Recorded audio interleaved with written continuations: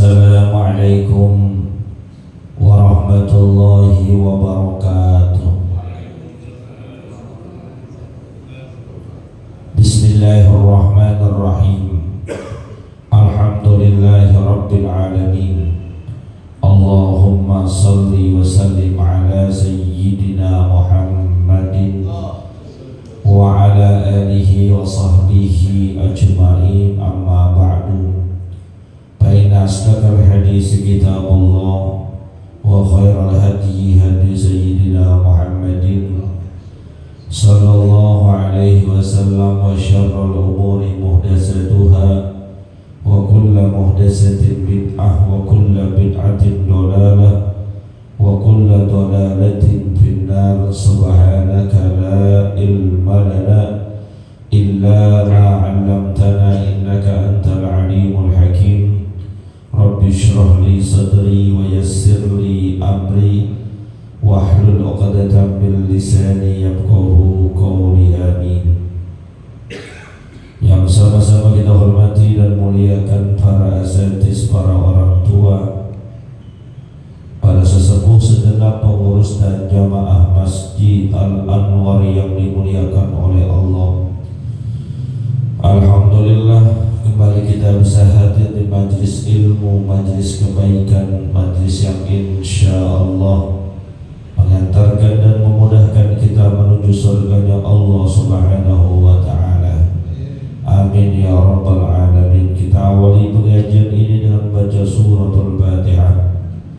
Kita niatkan pahalanya sampaikan kepada pengarang kitab yang kita kaji, yaitu Syekh Muhyiddin Abu Zakaria Yahya bin Syaraf An-Nawawi Ad-Dimashqi, juga kepada orang-orang telah berjasa mewakafkan harta dan tanahnya untuk kepentingan masjid kita ini, pada orang-orang tua kita, kakek nenek kita, sanak famili, saudara serta guru-guru kita yang telah meninggal dunia, wabil khusus mereka yang pernah menyebarkan ilmunya di tempat kita, di antaranya almarhum al-maghfurlah Kiai Haji Ahmad Ripian Hidayat LC, almarhum al-maghfurlah Kiai Haji Abdul Rashid bin Haji Muhammad Siddiq, almarhum al-maghfurlah Kiai Haji Abdul Rahim bin Haji Muhammad Siddiq, almarhum al-maghfurlah Kiai Haji Anwar bin Haji Muhammad, almarhum al-maghfurlah Kiai Haji Abdul Rahman bin Haji Salihun.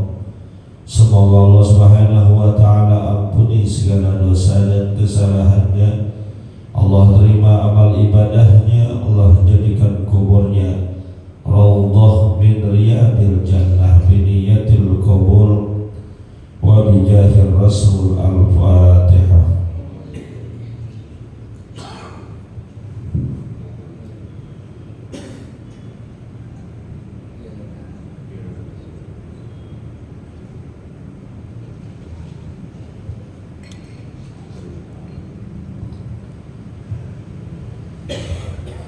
Melanjutkan bacaan kita. Bismillahirrahmanirrahim.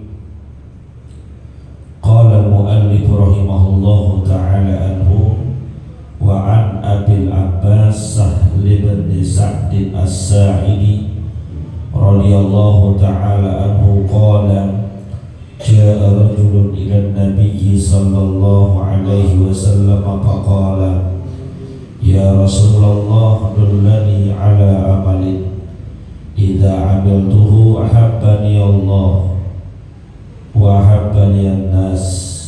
Faqala izhad fid dunya yuhibbuka Allah wazhad fima indan nas yuhibbuka an-nas. Haditsun hasanun rawahu Ibnu Majah wa ghairuhu bi asanida hasanatin wallahu a'lam. Hadirin jamaah yang dimuliakan oleh Allah Subhanahu wa ta'ala, melanjutkan kajian kitab Riyadhus Shalihin pada bab tentang zuhud, bab yang membicarakan tentang tidak terlampau cinta kepada dunia. Ada sebuah hadis yang diriwayatkan oleh Abul Abbas Sahl bin Sa'd as-Sa'idi, sahabat Nabi kita Muhammad sallallahu alaihi wasallam. Beliau berkata, ja'a rajulun ila Nabi sallallahu alaihi wasallam, suatu ketika datang seseorang kepada Nabi kita Muhammad sallallahu alaihi wasallam. Faqala, kemudian orang itu berkata, orang itu bertanya kepada Rasulullah. Jadi Rasulullah itu tipe orang yang luwes, tipe orang yang ramah, tipe orang yang ngenakin. Jadi banyak sahabat nggak sungkan kalau nanya kepada Rasulullah, karena kapanpun ketemu Rasulullah wajahnya ngenakin. Kapanpun bertanya kepada Rasulullah, jika itu pertanyaan-pertanyaan berkaitan dengan urusan agama dan memang wahyu tentang itu sudah turun, Rasulullah akan menjelaskan. Nggak pakai ribet, nggak pakai kalau ketemu jalan, Ustaz saya mau nanya, kalau mau nanya di rumah aja. Nggak, kapanpun dimanapun. Dan Rasulullah itu orangnya sangat mengerti keadaan lawan bicaranya.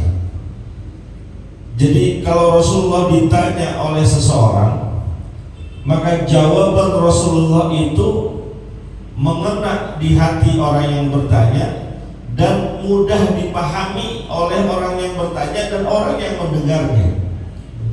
Makanya Rasulullah mengatakan, kalimin nas ala qadri uqulihim, berdialoglah, berbicaralah kepada manusia sesuai dengan kadar kemampuan otak yang mendengarkan pembicaraan kita. Siapa lawan bicara kita? Oh, orang masyarakat umum, maka pakai bahasa yang dimengerti oleh masyarakat umum. Jangan terlalu ketinggian. Berbicara intelektualitas dunia secara global. Kata orang di foto kan, Ustaz ngomong apaan, gua kagak paham. Pakai bahasa yang dimengerti dan dimudahkan oleh mereka yang mendengarkan untuk memahaminya. Tuh Rasul begitu, nggak kaku beliau, nggak apa-apa haram, nggak apa-apa bid'ah, nggak. Rasul tuh apalagi udah berkaitan dengan hubungan sosial kemasyarakatan, nggak kaku. Selama hal tersebut tidak bertentangan dengan syariat pokok agama Islam, maka diperbolehkan. Maka kalau kita bicara riwayat Nabi, itu seringkali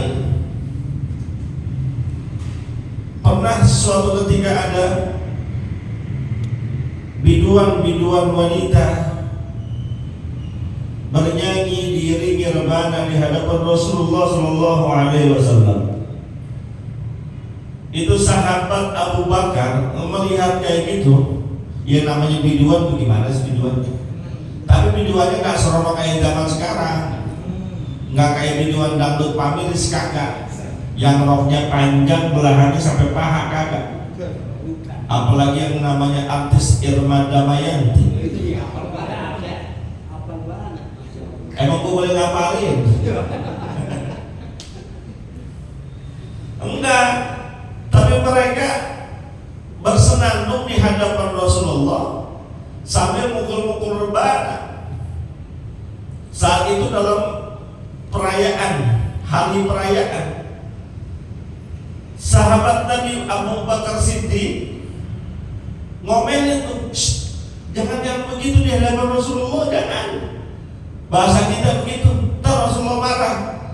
Apa yang kata baginda Rasul? Biarin Abu Bakar, biarin. Emang ini hari bersuka cita, hari bersenang-senang. Makanya ada sebagian ulama yang membolehkan manggil orkes dangdut lagi pernikahan, itu dasarnya. Kalau lagi senang-senang teriak, ambil-ambil aja boleh. Tapi kalau saya jangan. Kenapa? Karena mudaratnya lebih banyak begitu. Emang nggak boleh Ustaz dangdutan? Yang bilang nggak boleh dangdutan siapa? Cuma kalau dangdutan yang tidak terkontrol, nah dangdutan biasa aja, lagunya juga lagu yang santai-santai, tidak mengandung hasad, silakan.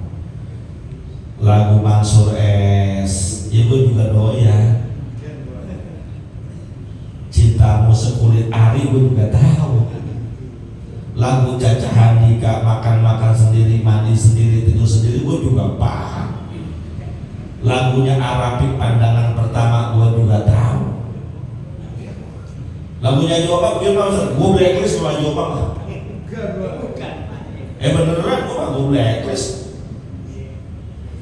Orang dia begitu sih. Ya, denger gue di YouTube nih. Ya kan kedengeran YouTube gue kemana-mana, gue bilangin, gue blacklist sama yang apa. Begitu sih lagunya. Lagu musiknya lakonnya begitu, gue demen. Ya, yang lagu Jaja Miharja yang judulnya Sabun Mandi, gue juga tahu.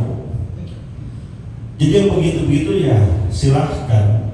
Yang bahaya tuh yang seronok-seronok, apalagi yang joget-joget yang luar biasa, Allahu Akbar. Yang rusak kan yang joget-jogetnya. Dari yang mulai joget ngebor Inul Daratista, goyang patah-patah Saskia Gotik, goyang gergaji Dewi Persik, yang gawat goyang dribble Duo Serigala Pamela, Ustaz Agus tahu banget. Gua kata gue ngapalin, lu tes aja. Yang begitu yang bahaya. Jadi Rasul itu gak kaku.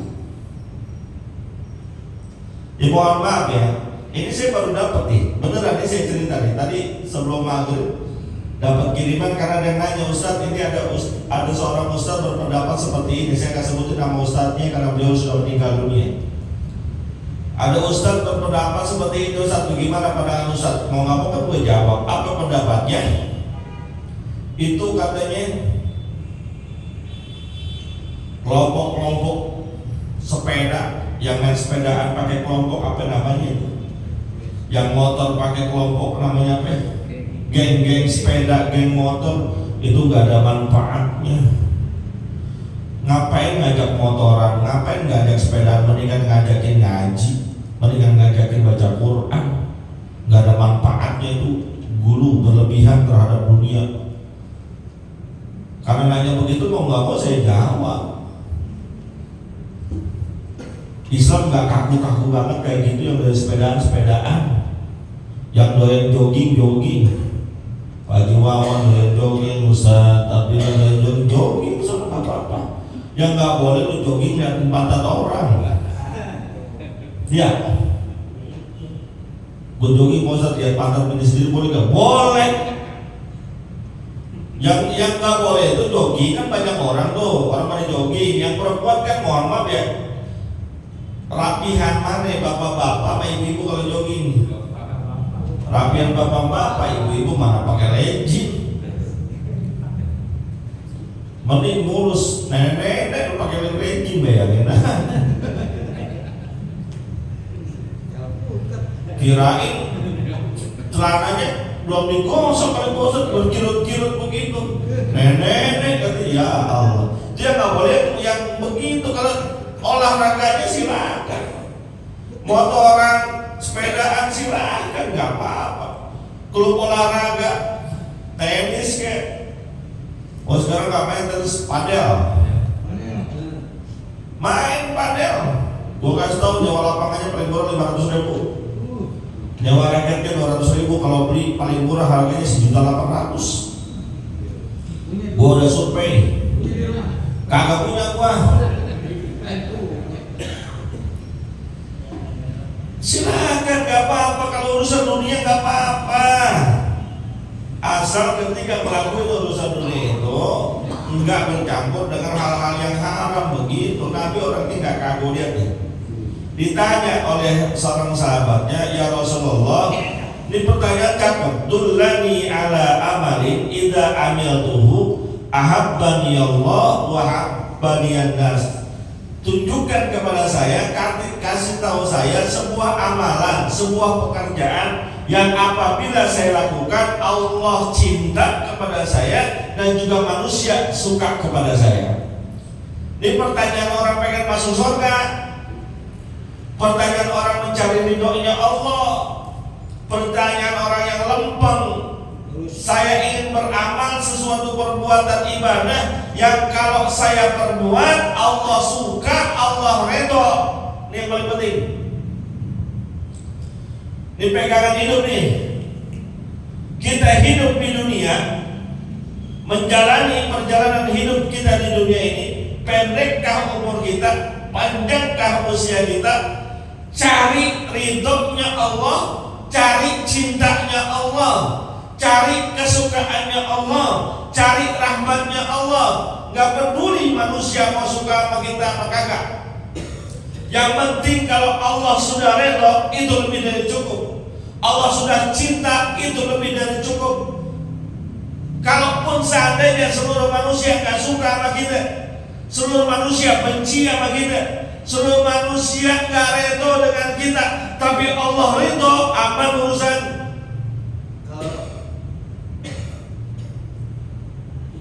Tapi sebaliknya, manusia sayang sama kita, manusia cinta sama kita, ridho sama kita, mengasihi kita, seluruh manusia berbuat baik kepada kita. Tapi kalau Allah nggak ridho, Allah nggak suka, bahaya luar biasa itu, celaka 12. Kalau orang lagi lapar, kalau lagi lapar kalau begitu prinsip nih. Pertanyaan sahabat, pegangan buat kita, amalan apa yang bikin Allah ridho, manusia senang? Kan enak tuh. Lingkungan kita, manusia demen sama kita, Allah ridho tuh enak. Tapi kadang susah. Kita pengen bikin senang manusia, kadang Allah kagak ridho. Kita pengen Allah ridho, teman kita kagak demen sama kita, ini yang berat. Apa jawaban Nabi kita Muhammad SAW dengan pertanyaan yang sangat luar biasa tersebut? Izhad bid dunya yuhibbukallah. Kalau kamu ingin dicintai Allah, disayang oleh Allah, maka berlaku zuhud ketika hidup di dunia. Apa itu berlaku zuhud? Enggak terlalu cinta sama dunia. Berarti enggak boleh hidup mewah. Boleh hidup mewah, tapi kemewahan dunia enggak membuat kita lupa dari Allah.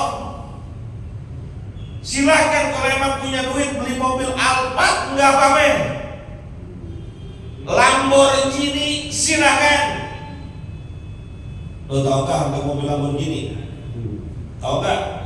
Lo jual rumah juga belum tentu beli lo. Kalau memang punya kemampuan, silahkan beli mobil yang mewah, yang cakep, gak apa-apa. Tapi kemewahan yang kau punya, kekayaan yang kau miliki tidak membuat lupa dari Allah. Masalahnya kadang-kadang kita kalau sudah menikmati kekayaan lupa diri. Kalau udah asik dengan kenikmatan dunia, lupa Allah.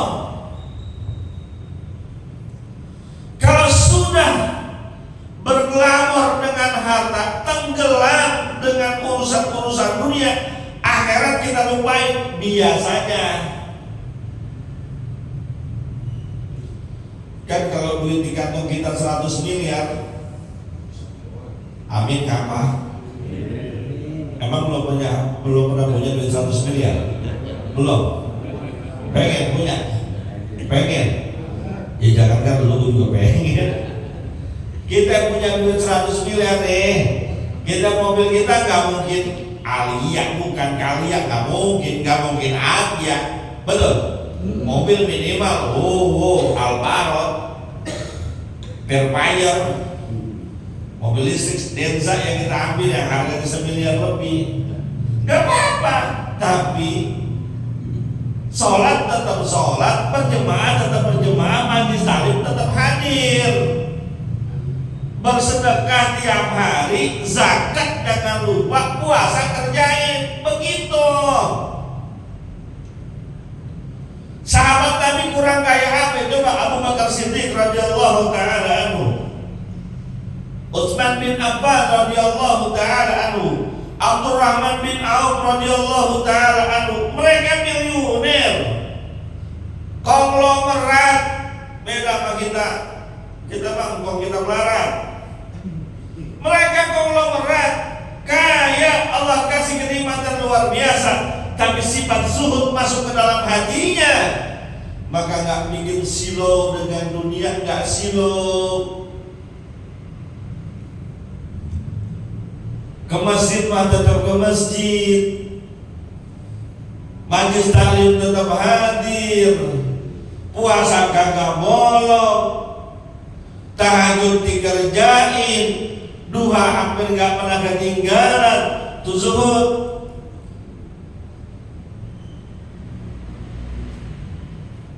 Kalau kita kan punya duit 100 miliar, mobil Alphard, boro-boro majelis taklim, ketemu ustaz juga kagak negor, klakson juga kagak, amprokan sama kita mau ngajar di majelis taklim Masjid Al Anwar, lihat kita kagak klakson, bablas sus, mainnya udah gak kemang lagi, udah enggak, mainnya Senopati, oh yang rada mahalan dikit, depan KFC Gunawarman tuh ada kafe baru, gue kasih tau dah. Iya gue kasih tau kenapa, gue yakin lu gak bakal kesono. Info satunya biaya masuknya lo 300.000, tuh timbang dapat air jeruk doang. Air jeruk 300.000, warteg goceng, nggak kenal kita tuh. Maka zuhudlah kalian dengan dunia. Silahkan kaya, silahkan memiliki harta, silahkan punya proyek di mana-mana, punya kontrakan berebut, kos-kosan nggak bisa kita hitung pintunya, duit bermiliar-miliar silahkan, tapi tetap Allah nomor satu. Subuh gak pakai kesiangan,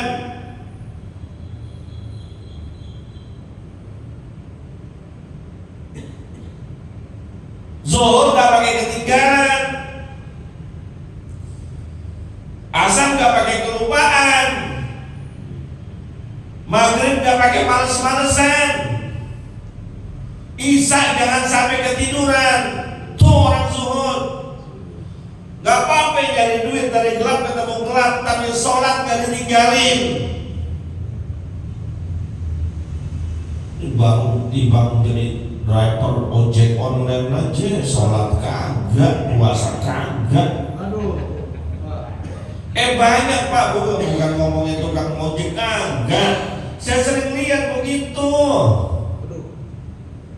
Maka depan masjid giliran azan dia kabur. Emang lu zuhud dari mana? Baru tinggal megang proyek 1-2 gedung aja kagak puasa, kagak mau zakat, bukan zuhud namanya. Tapi bukan bagi wawan sih, bukan. Soalnya aku borong tempat lain di mana? Ini mah insya Allah masjid terus beliau mah. Majlis taklim aja sehingga saya selalu ada nemenin saya, alhamdulillah.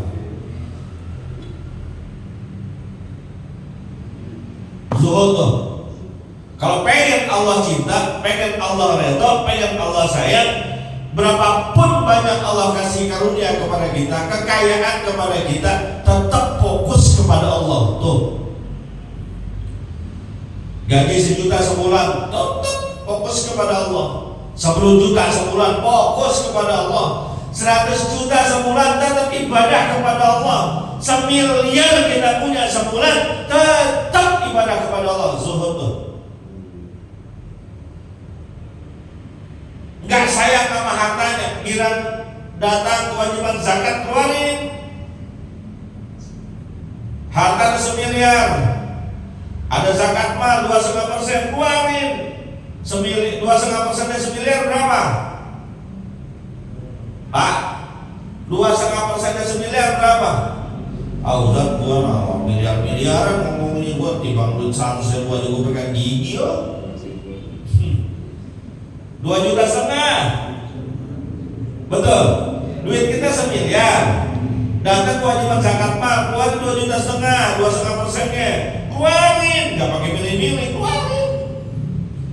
Itu zakat. Tiba-tiba ada anjuran sedekah. Kotak amal lewat setiap Jumat, masukin. Berapa duit? Kotak amal Jumat lewat depan kita nih, kita lagi hari Jumatan, masukin. Berapa duit? Goceng. Duit lu semiliar. Minimal merah selembar, minimal kalau perlu 2 lembar, 3 lembar, biar pengurus masjid anteng. Enggak ada. Ini pengurus masjid pada puyeng pengurus masjid karena setiap buka kotak Jumatan kayak pengajian kayak kotak yang depan kayak coklat mulu coklat tuh. Ada surat isinya, mohon maaf pengurus masjid, saya belum bisa infak dulu. Iya. Pakai kirim surat kepada pengurus masjid. Zuhud Pak, zuhud berapapun yang kita punya, berapapun Allah kasih, zuhud. Jangan sampai hati kita lebih cinta kepada dunia dibandingkan yang kasih dunia. Itu zuhud namanya. Ya Pak ya.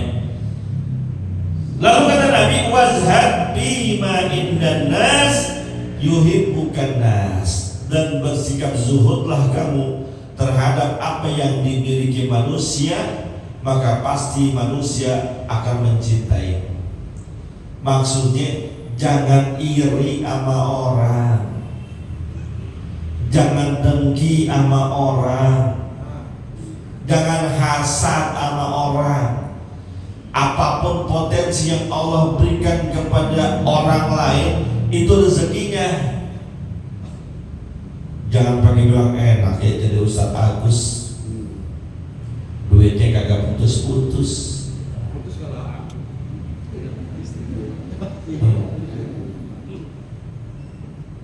Jangan iri, masing-masing ada rezekinya. Ini yang bikin rusak kehidupan kita nih, hasad, iri, dengki, baik sama teman, sama saudara, sama sahabat, sama kerabat.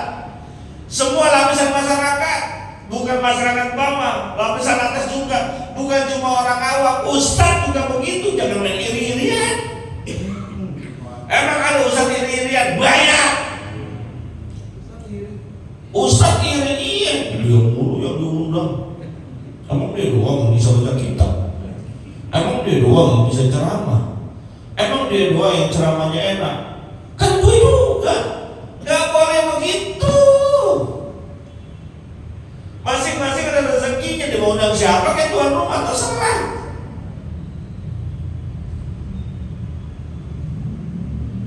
Jangan hasad dan dengki, jangan iri. Kalau ustadznya aja udah irian, udah hasad, udah dengki, bagaimana jamaahnya? Lebih rusak. Kan ada pepatahnya itu, guru kencing berdiri, murid kencing berlari. Artinya murid akan melakukan yang lebih parah daripada ustadznya. Ustadz iri, dengki, hasad, murid lebih parah lagi.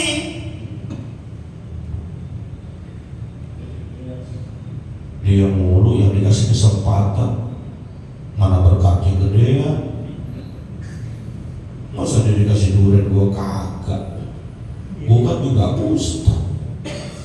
Masa dia dikasih abad tebelan gua tipisan? Gua kan juga ustaz. Gua kan juga sama-sama ngajar di situ. Jangan iri. Kenapa? Al-Imam Hasan al-Basri rahimahullahu ta'ala anhu, seorang ulama salaf, pernah mengatakan salah satu sekarang adalah kita yakin bahwa rezeki orang udah diatur masing-masing oleh Allah. Rezeki gak bakal ketuker, biarin aja udah. Kalau di satu sisi kita kurang, di satu sisi lain pasti Allah kasih lebih. Rezeki manusia udah diukur. Lu mau ngiri apaan? Masa dia diundang padahal gue deketan rumahnya, tiba-tiba beli tahlil pergi jauh-jauh banget undangnya. Ya emang apa? Mohon maaf nih, kadang Ustaz begitu juga ya, namanya manusia kan, Ustaz juga manusia kan begitu. Ya tiba mampir tahlil doang, pakai jauh-jauh manggil dari Bangka 9 gak Ampera, rumahnya di Al-Anwar, kan gue juga bisa bikin tahlil, gue juga bisa bikin tahlil. Ada yang begitu kali? Ada kali. Nggak usah ngiri. Kalau emang rezeki kita, nih ya, ini kunci yang sama sama tadi tuh. Kalau emang rezeki kita, seluruh manusia, jangan kata manusia, seluruh makhluk yang ada di alam semesta, termasuk jin, pengen ngarang-ngarangin itu rezeki sampai ke kita. Kalau Allah sudah tentukan itu rezeki kita, nggak bakal ketuker. Tapi seandainya bukan rezeki kita, bukan milik kita, udah di depan mulut kita pun gak bakal sampai ke dalam rongga mulut. Kenapa? Bukan rezeki kita. Mau ngapain iri? Mau ngapain dengki? Kalau udah iri dengki ya gak ada permusuhan. Gendut udah, benci udah, merengos ketemu. Gak mau negur.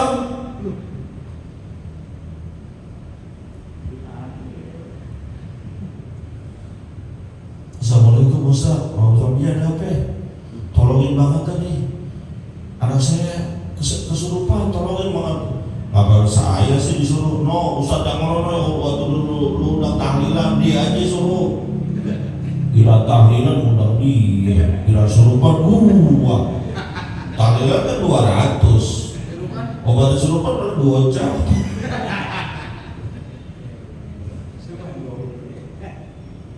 Ya kali gue juga gak tahu sih. Gue belum pernah terima tahlilan kesurupan beneran. Karena saya gak mau terima. Jadi gue gak tahu tadi belum Ustaz Agus kasih tahu dia mah gelang bahaya gede. Jangan begitu.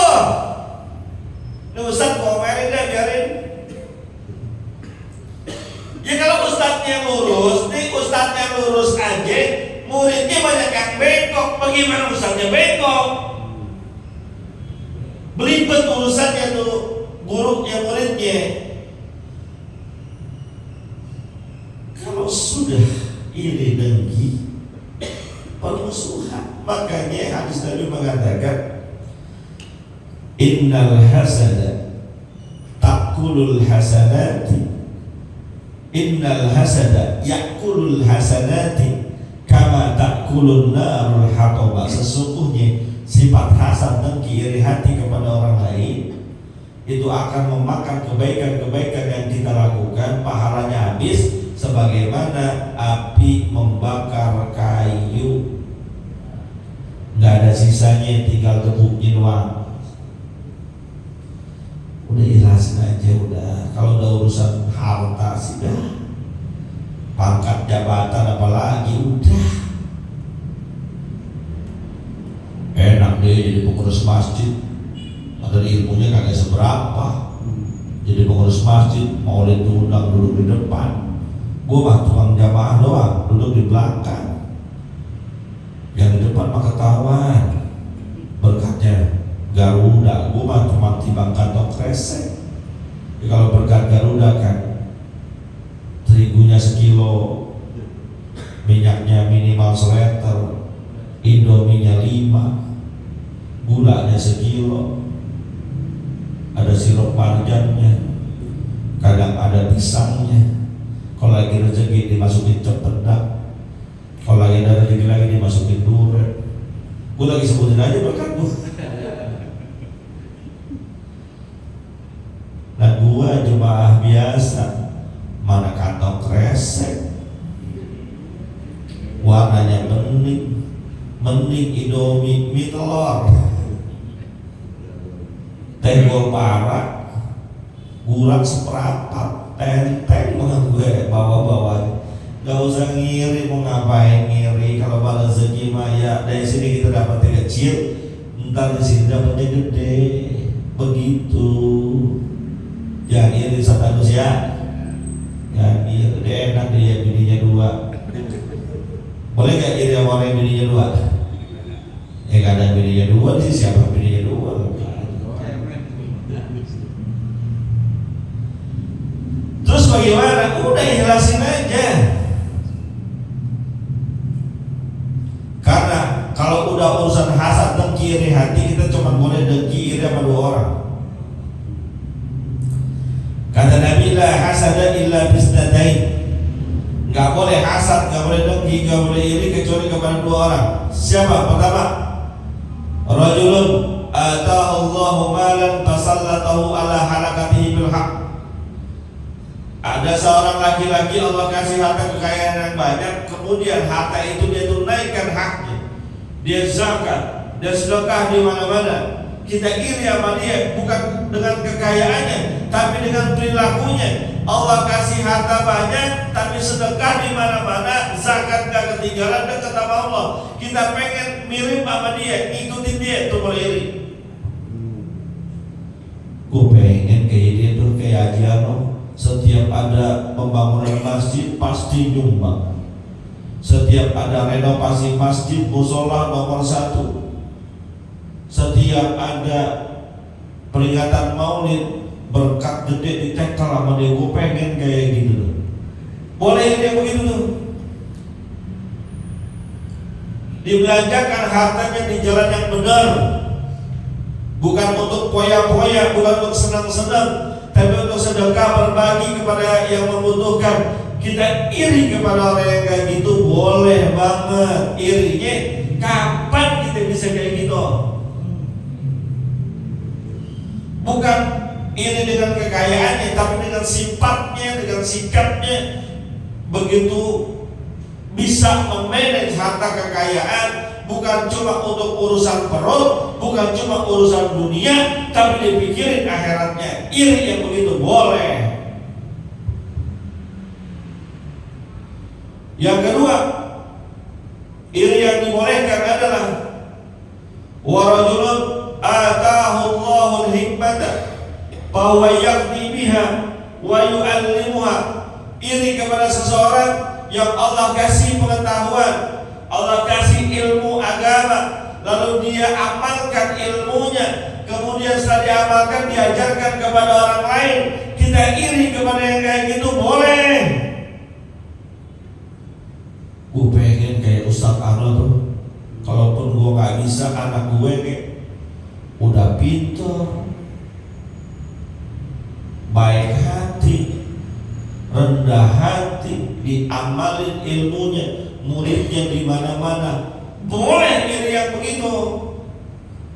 Iri kepada sifatnya, sikapnya terhadap ilmu, bukan iri karena enak kali dia undangan di mana-mana. Subuh lain, rada siangan lain, zuhur orang meninggal dia yang diundang, asar baca talqin dia juga yang diundang, habis maghrib majlis taklim, habis isya ceramah maulid, duitnya gak habis-habis terusan. Jangan tentunya yang kita hasad dan kiri hati. Mohon maaf tuh Ustaz bisa begitu kan boleh belajar, boleh tekun, betul ya? Gak mungkin dia gak belajar, gak mungkin dia main-main. Dia boleh belajar, dia boleh tekun, maka Allah kasih ganjaran, imbalan atas belajarnya yang telah lalu, atas ketekunannya yang dia lakukan. Sekarang dia udah memetik hasil.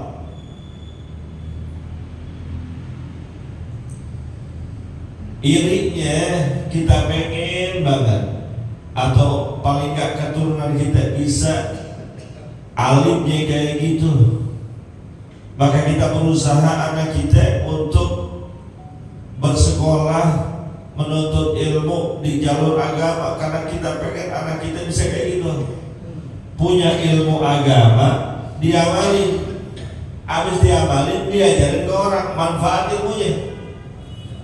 Karena ilmu yang bermanfaat itu adalah nanti orang yang memiliki ilmu bermanfaat, kalau meninggal dunia pahalanya nyampe terus kepada dia.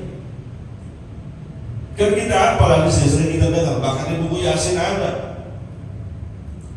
Buku Yasin coba lihat, jangan cuma Yasinnya doang dibuka, ada tuh. Di buku Yasin pasti tertulis di situ, di hampir semua buku Yasin yang saya pernah lihat ada hadisnya. Kullu bani Adam in qada amaluhu, idza mata al-insan in qada amaluhu illa min salasin.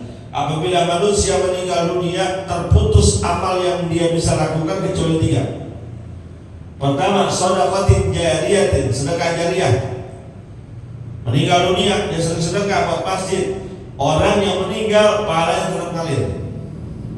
Maka jangan pelit sama harta. Di mana ada masjid renovasi, bantu. Yang bisa kita bisa bantu. Cuma 1.000 kita bisa bantunya, bantu 1.000. Karena itu yang menjadi jariah. Tatkala kita meninggal dunia, amalnya, pahalanya nyampe terus kepada rekening kita. Yang kedua, au ilmin yuntafa'u bihi, kita punya ilmu yang diambil manfaat dengan ilmu itu. Ilmu kita bermanfaat, ilmu apanya? Kata ulama bukan hanya ilmu tentang agama, termasuk ilmu dunia. Kalau bermanfaat dan dengan manfaatnya itu bisa membuat orang bahagia, tidak melanggar perintah Allah, itu adalah ilmu yang bermanfaat. Jadi ilmu bermanfaat yang bisa bukan ustaz doang, bukan kiai doang. Ilmu tentang sholat iya manfaat, ilmu tentang puasa iya manfaat. Tapi ilmu tentang dunia yang orang bisa bermanfaat dengannya, ngambil manfaat dengannya, dan dengan sebab itu dia tidak membuat kerusakan dan sesuatu yang halal, itu manfaat. Contoh, ilmu tentang bangunan. Kita bisa tuh cara pasang bata kita ngerti, cara masang seluk kita paham, lalu dengan ilmu itu kita ajarin. Biasanya kalau ada tukang kan ada kenek ya. Kenek belajarnya sama siapa? Tukang belajarnya sama siapa? Sama mandor. Mandor belajarnya sama siapa? Ya mandor yang duluan. Kenek nih diajarnya sama tukang, lo kalau pasang begini nih, sebelum lo pasang lo ukur dulu pakai apa tuh yang gandulan di bawah, apa namanya? Lot apa sih itu yang gandulan di bawah tuh? Tarik air, tarik benang, atau yang pakai ukuran air namanya batas pas. Lo ukur dulu. Caranya dikasih tahu, semuanya tahapan-tahapannya dikasih tahu. Kenek yang tadinya cuma timbang bawain ember doang, bawain adukan doang, bawain batagor doang, nyuciin sekopnya tukang doang, lalu dikit demi dikit belajar sama tukang. Lama-lama dia bisa jadi tukang. Manfaatkan ilmunya. Manfaat yang dengan itu ketika si tukang meninggal dunia, ilmunya dipakai oleh kenek yang jadi tukang, pahalanya ngalir. Begitu ilmu yang bermanfaat. Iri sama orang-orang yang memiliki ilmu bermanfaat boleh, agar kita bisa ngikutin jejaknya. Kalau untuk urusan lain jangan hasad, jangan dengki, jangan iri hati. Capek kita jadi orang hasad, capek kita jadi orang dengki, capek kita jadi orang iri. Dia yang senang, kita yang kepanasan, capek udah. Dia yang naik mobil, kita yang naik taksi, capek udah. Ngapain? Maka benar hadis yang kemarin, ada orang jangan lihat ke atas mulu, udah biarin, udah kita aja. Jangan lihatin orang enak siano. Kalau kita sering lihat enak siano, rasa syukur kita kurang. Udah fokus aja sama yang Allah kasih buat kita, manfaatin untuk kebaikan, syukuri, maka kita akan menjadi orang yang pandai bersyukur. Mudah-mudahan ada manfaatnya. Al-Fatihah. Suratul Ladzina. Qala Rasulullah sallallahu alaihi wasallam afdalu ma qultuhu ana wan nabiyyuna min qabli la ilaha illallah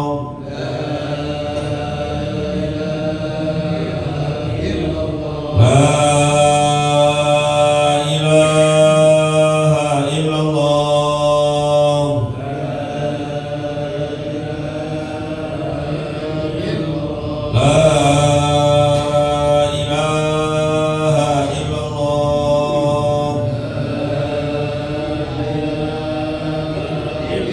Muhammadur Rasulullah sallallahu alaihi wasallam Rabbi alimna ma yanfa'una Allahumma ighfir lana wa liwalidina warhamna warhamhum kama rabbawna shighara wa hab lana ya wahhab ilman wa hikmatan wa rizqi ya razzaq kullana musahila wa bil khairi ya fattah wa bil huda wa bil ilmi ya alim kullana mufaddila wa sallallahu ala sayyidina Muhammadin wa ala alihi wa sahbihi sallam walhamdulillahi rabbil